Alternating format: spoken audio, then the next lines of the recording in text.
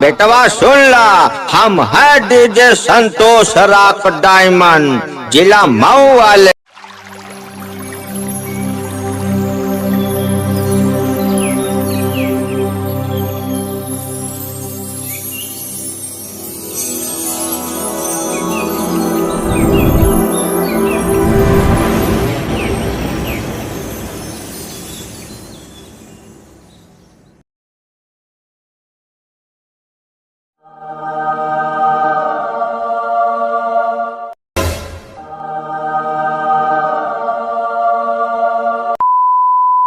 Public की demand थी तो भाऊ को आना पड़ा। अब देख तमाशा, मालूम ना भाऊ कैसा लेता है फिर टपाटा। बेटवा सुन ला, हम है डीजे संतोष रॉक डायमंड, जिला मऊ वाले।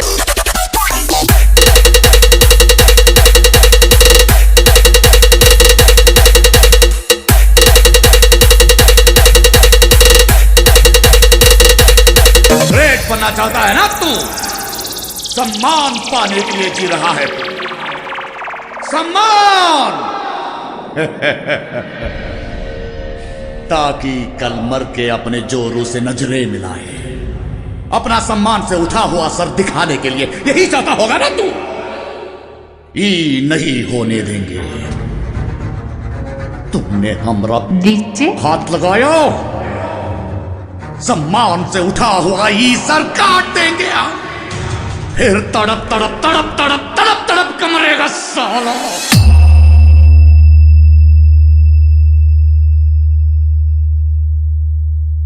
तड़प तड़प तड़प तड़प तड़प कमरेगा साला साला साला साला साला।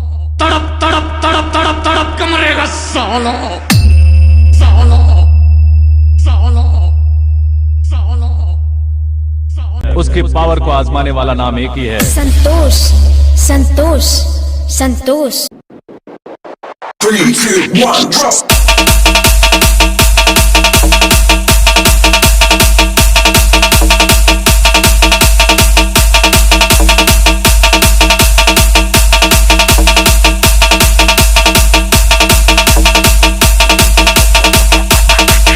बेटा हम सपेरा है सपेरा, हमसे ज्यादा 3-5 करबा ना, बीन के सहारे पे नहीं, अपने डीजे के धुन पे तोका अपने पिटारा में बंद कर लेब। दराऊ कंपटीशन ले भूल जाबे, समझा बेटवा?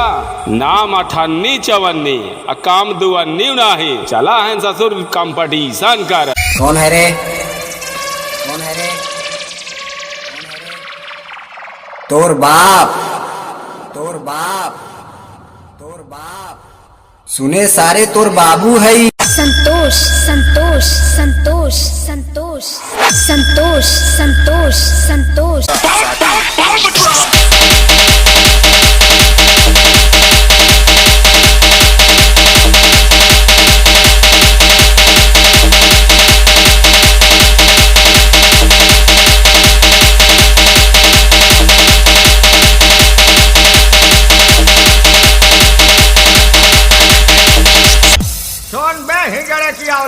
हम पीछे हटने वालों में से नहीं, हम बेधिया बेधिया के सटने वालों में से हैं।